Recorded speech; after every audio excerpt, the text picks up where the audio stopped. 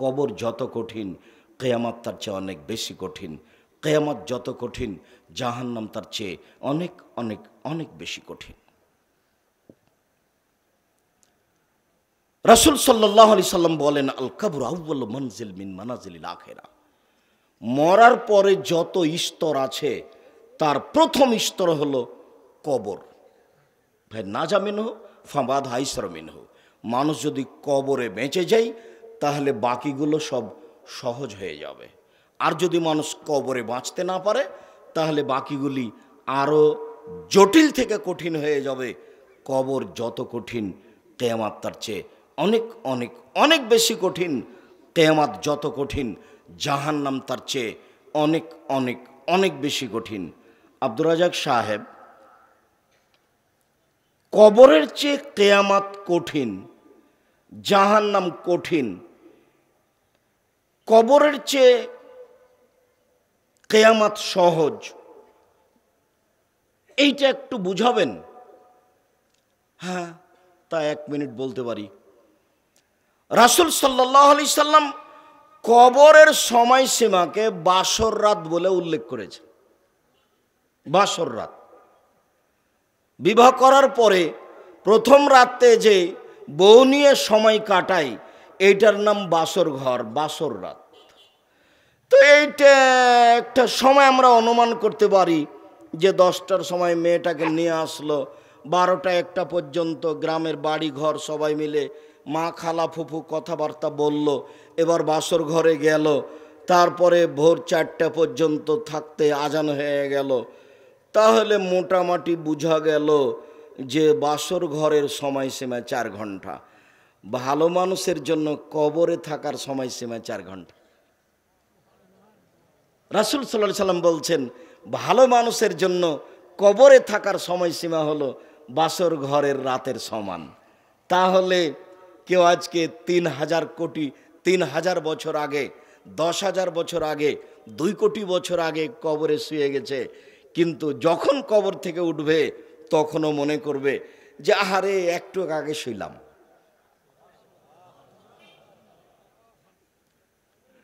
আর কিয়ামতের মাঠ রাসূল সাল্লাল্লাহু আলাইহি সাল্লাম বললেন ভালো মানুষের জন্য ফরজ সালাত আদায়ের সমান।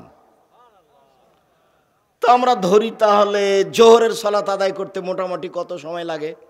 10 মিনিট, 5-7 মিনিট। তাহলে কিয়ামতের সময়সীমা ভালো মানুষের জন্য মোটামুটি কয় মিনিট? 5-7 minute, 10 minute. আর যদি ঠেকে যায়, চেয়ারম্যান সাহেবকে আমি বলেছিলাম ভাই সব কাজে আসেন না, এগুলো খুব কঠিন।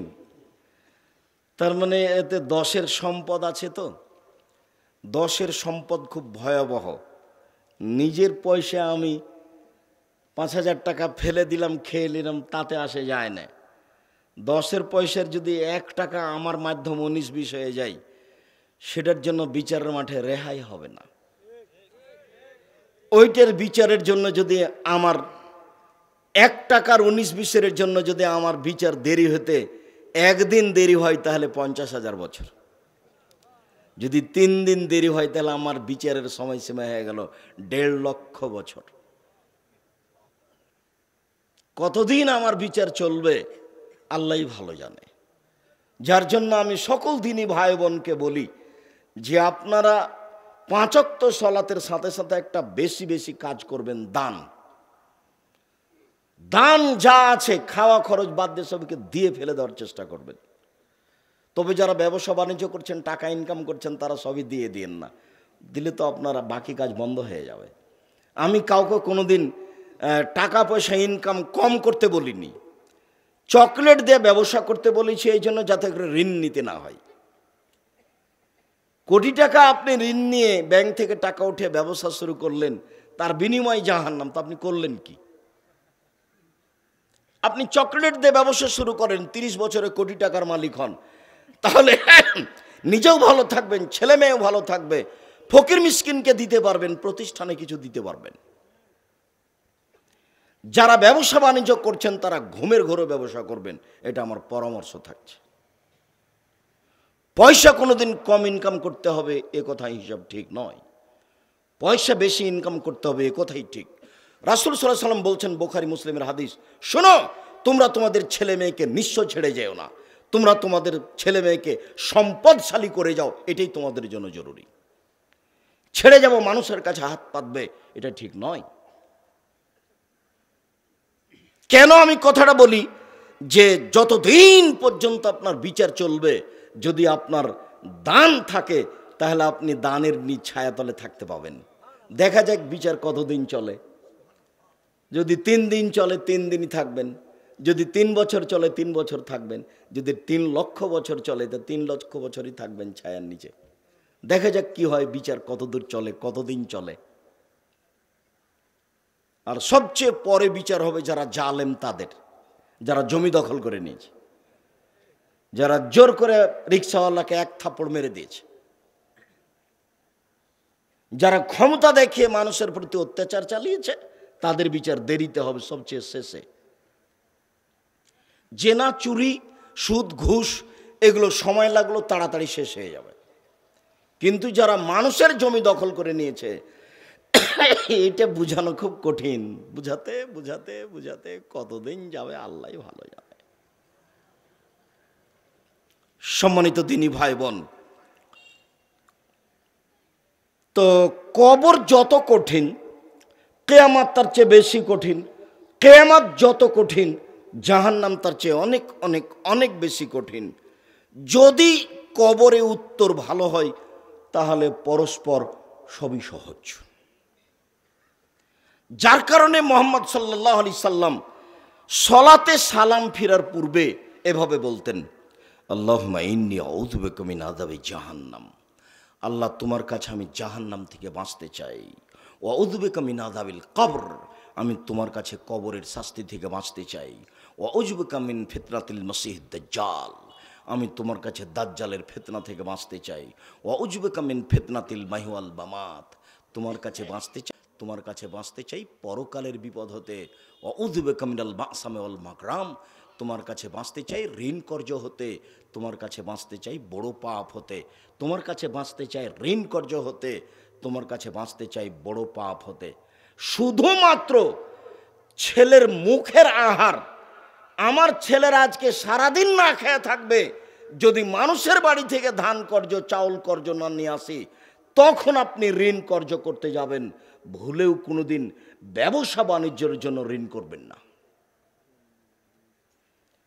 রাসূল সাল্লাল্লাহু আলাইহি সাল্লাম দিন রাত যেসব জিনিস থেকে বাঁচতে চাইতেন, তার একটা বাঁচতে চাইতেন কি থেকে বলেন তো?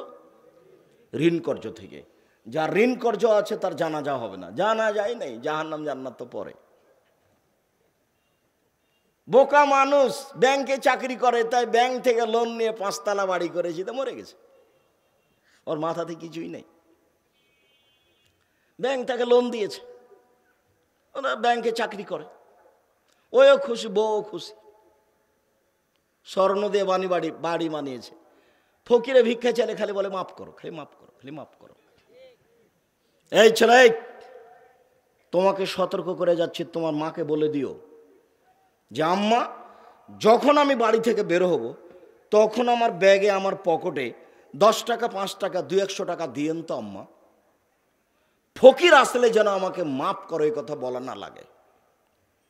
আর আপনারা যারা পরিবারের মালিক স্ত্রী আছে, আপনাদেরকে আমি অনুরোধ করে জানাচ্ছি, স্ত্রীকে আজকে বলে দিবেন রাতে গিয়ে, শোনো, যখন আমি বাড়ি থেকে বের হব তখন আমার কাছে কিছু খুচরা টাকা দিয়ে দিও, 10 টাকা 20 টাকা 50 টাকা দিয়ে দিও। আমি একটা লোকের নাম উল্লেখ করছি না আপনার সামনে, ঢাকা শহরে আমি যতক্ষণ তার গাড়িতে থেকেছি এমন কোনো সময় আমি তাকে দেখি না যে ফকির আসলেও ফিরিয়ে দেয়। যা টাকা দেয় সব নতুন। কিভাবে যে টাকা সংগ্রহ করে আল্লাহ ভালো জানে। যত ফকির আসে তাকে কোনো সময় ফিরাতে দেখি না, যা আসে সবকে নতুন টাকা দেয়, 20 টাকা নোট দেয় দেখি। সম্মানিত দিনী ভাই বোন, আপনাদের কাছে জরুরি অনুরোধ জানিয়ে গেলাম। উপস্থিত বৈঠকের দিনী মুসলিম বোন, আপনার যদি স্বামী থাকে, ছেলে থাকে, তাহলে আপনাকে আমি অনুরোধ জানিয়ে যাচ্ছি, আপনি এটা জরুরি জিম্মেদারি মনে করে নেন যে আমার স্বামী বাড়ি থেকে বের হলে তাকে 50টা 100টা 200টা টাকা খুচরা হাতে দেব, এনেন, এটা খুচরা টাকা পকেটে রাখবেন, ব্যাগের এক পাশে রাখবেন, ফকির আসলে দিবেন, মাফ করেন এই কথা বলবেন না। এটা আপনাকে আমি অনুরোধ করে যাচ্ছি। ওর বিনিময় ভিন্ন ধরনের, ফকিরকে টাকা দিয়ে জান্নাত হয়ে যায়, সহজ কাজে এইখান থেকে আপনি ফিরে আসবেন না কোনো সময়। ঋণ নিয়ে ব্যবসা বাণিজ্য করবেন না, অনুরোধ। রাসূল সাল্লাল্লাহু আলাইহি ওয়াসাল্লাম দিন রাত পরিত্রাণ চাইতেন,